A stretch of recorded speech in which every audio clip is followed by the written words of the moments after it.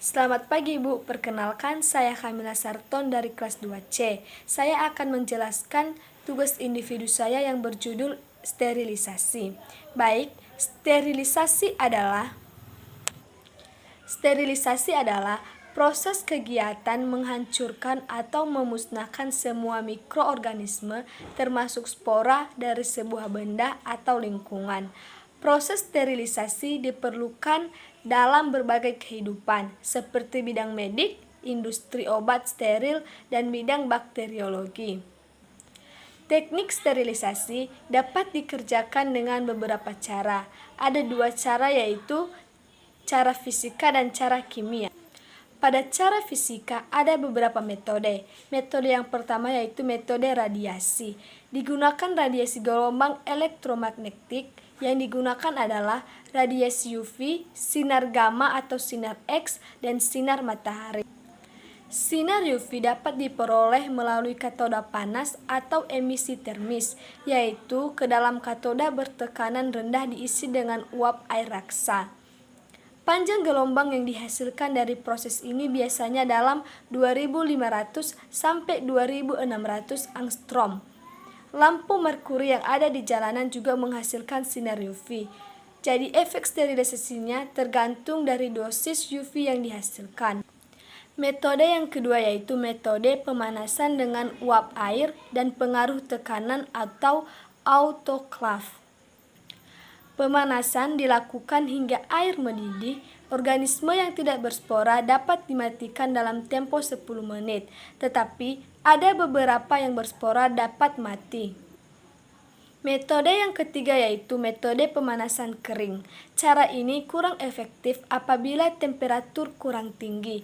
Efektivitas pada temperatur antara 160 derajat Celcius sampai dengan 180 derajat Celcius. Pada temperatur ini akan menyebabkan kerusakan pada sel-sel hidup dan jaringan.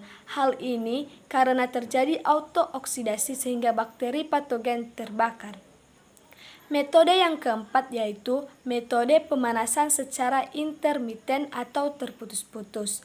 Dari hasil penelitian John Tyndall tahun 1877 menyatakan bahwa pada temperatur didih 100 derajat Celcius selama 1 jam tidak dapat membunuh semua mikroorganisme, tetapi bila air dididihkan berulang-ulang sampai 5 kali dan setiap air mendidih diistirahatkan selama 1 menit akan sangat berhasil membunuh kuman.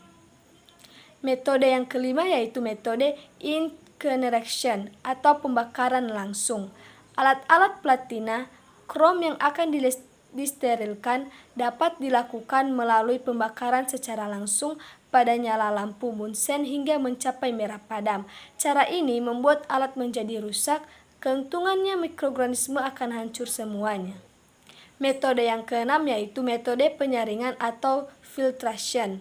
Mikroorganisme yang ada tetap berada pada material, sedangkan penyaringan hanya memisahkan mikroorganisme dari material.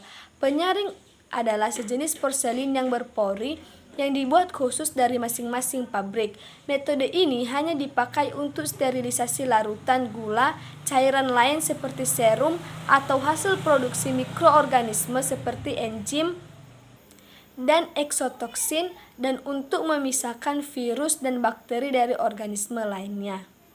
Baik, cara kedua yaitu sterilisasi secara kimia.